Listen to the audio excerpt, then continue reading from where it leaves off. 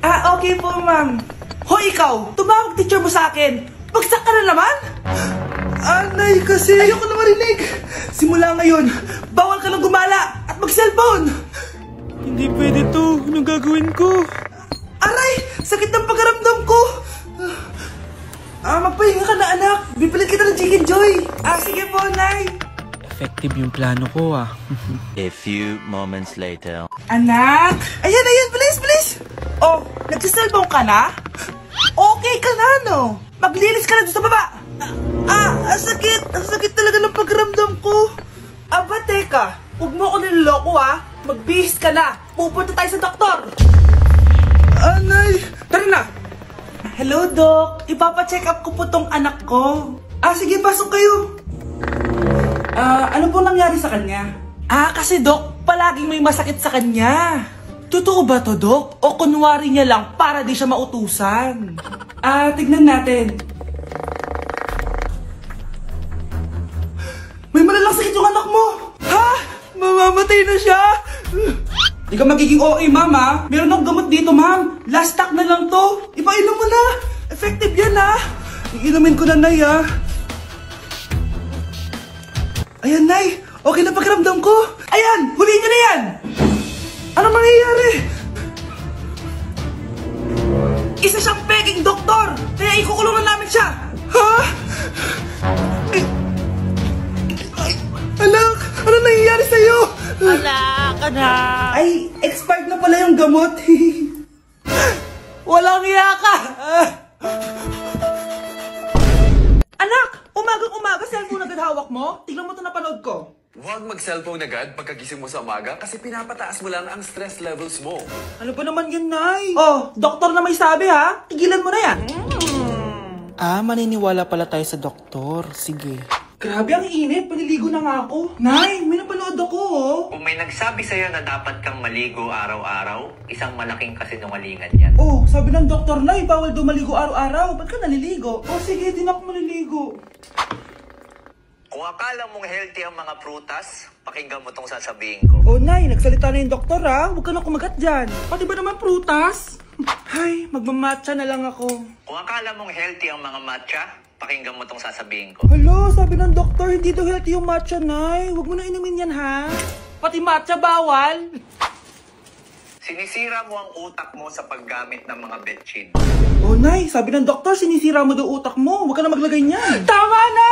Oo na, lahat ng ginagawa ko masama sa akin. Sige na, titigil na ako. Basta mag-cellphone na ako, ha. Sige na, mag-cellphone ka na. Pero huwag ka magpupuyat, ha. Masama pa rin yun. Malaking kasinungalingan yung sinasabi nilang bawal ka magpuyat. Anong sabi mo, Nay? Sabi ng doktor, pwede naman eh. Bye! Ito ba yung bahay niya? Hi! Andiyan po ba si Mr. Joshua? Sinong Joshua? Yung asawa ko? Opo, may sasabihin lang ako. Anong sasabihin mo? Na anak niya ako at gusto ko siyang makita. Anong pinagsasabi mo? Nandito yung anak ko. Alam mo, kung nang trip ka lang, umalis ka na dito. Mahal, ano mangyayari? Anak mo daw to, mahal. Totoo ba, mahal?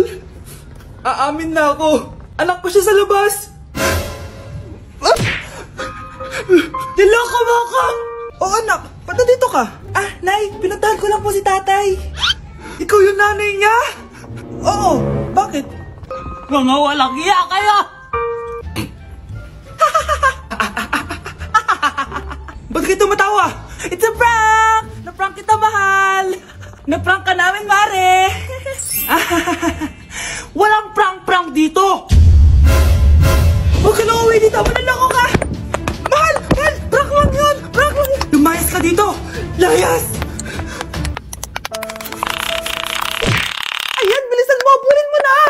Nay, alam mo, adik ka na din sa pinapanood mo. Kasi naman anak, nakakahook tong batang Quiapo. O siya na, Nay, sa kwarto muna ako, ha? Sige na anak, tapusin ko lang to, ha? Ala, yan ang mga kalaban! Bilisan mo! Sino kumakatok? Ano naman tao? Lo, tapos na agad? Nakakabitin. Sino kumakatok? Hello? May tao ba dyan? Nay, may narinig ka bang kumakatok? Oo anak.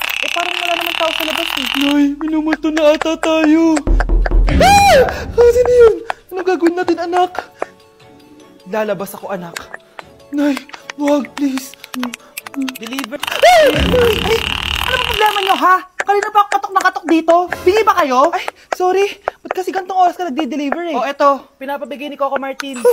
Totoo ba? Wow, Nay! Di ba pinapanood mo yun, si Coco Martin? Unbox na natin, Nay! Uy, may pa-letter pa sa akin si Coco Martin. Siya pala may-ari nito, anak. Wow, ang dami nilang pinadala, Nay. Tamang-tama, anak. Madami tayong hugasin ngayon. Binyagan mo na to. Kaya kayo, abangan nyo na to dahil available na to sa TikTok shop starting at 11:11. I-follow nyo lang ang @bida ng TikTok. O anak, bilisan mo dyan, ha? Gamitin na natin to. Wow, ang bula! Tapos ang bango pa! Tapos ang mura pa! Kaya bida talaga sa bulsa! Grabe ang linis! Araw-araw ko nang gagamitin to! Ganda ko dito, oh! Sino yun? Nasaan na yun? Bata, okay ka lang ba? Kanina ka pa kasi nakatayo dyan eh. Ah, pwede mo ba ako tulungan? Tulungan saan? Nawawala kasi yung kwintas ko. Dito ko yun nawala. Bigay kasi yun ng nanay ko sa akin eh. Ah, o sige, tara. Saan mo ba kasi yun uling nakita? Dito lang yun, banda sa puno. Kwintas? Kanina pa ako paikot-ikot dito sa punong to. Wala namang kwintas eh. Sure ka ba? Bata? Walang yung batang yun na. Iniwan ako dito. Pinaglalaroan lang ata ako. Uwi na nga ako. Hi, Scarlett. Kagulat ka naman.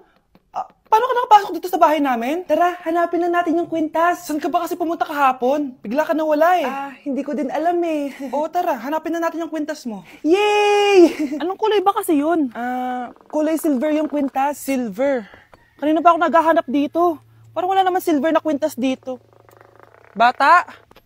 Iniwan na naman ako. Andito ka lang palang bata ka? Ang ginagawa mo dyan? Nay, hinahanap ko yung kwintas ng batang kasama ko. Umuwi ka na. Magagabi na oh. Sige, Nay. Nay, yan ata yung kwintas na hinahanap ng bata. Ba't nasa iyo yan? Wala to anak. Tara, uwi na tayo. Nay, saan mo ba talaga galing yung kwintas na yan? Itong kwintas na to anak, special to sa akin dahil galing to sa kapatid ko. Kaso, namatay siya nung 9 years old siya. So, yung bata kanina, siya yung tita ko na namatay? Oo anak, siya lang ang may favorite sa akin. Mga magulang namin. Ayaw sa akin. Kaya sobrang mahal ko yun, anak. Ang lungkot naman pala, Nay. Sobrang sakit lang.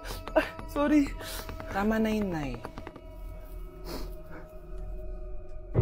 Nanay mo yung pumatay sa akin, Scarlett.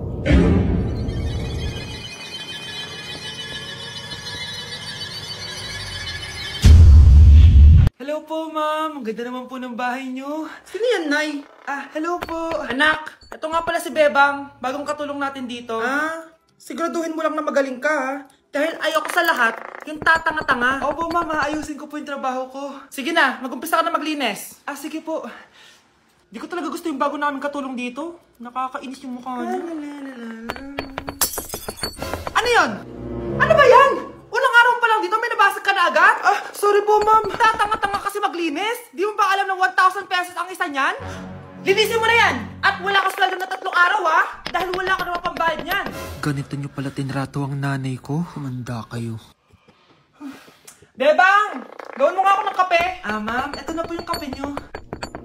Ano ba yan? Bakit malamig na to? Gusto mo tapo ko to sa mukha mo, ha? Sorry po, ma'am. Gawin mo ako ulit ng bago. Baka na pang magawa ko sa'yo. Sige po, gagawa na lang po ako ulit ng bago. Pakatanga. Ma'am, eto na po yung mainit nyo pong kape. Sa susunod, huwag kang tatanga-tanga kung ayaw mo mawala ng trabaho. Bebang! Kuhaan mo nga ako ng tubig dito. Eto po, ma'am, yung tubig nyo. Dun ka na nga. Yung makita pagmumukha mo. Sakit ng tiyan ko!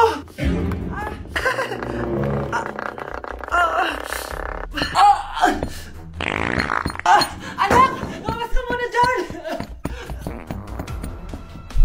Gusto mo nang mainit, ha? Tignan ko na lang kung hindi kumulo yung tiyan nyo dito.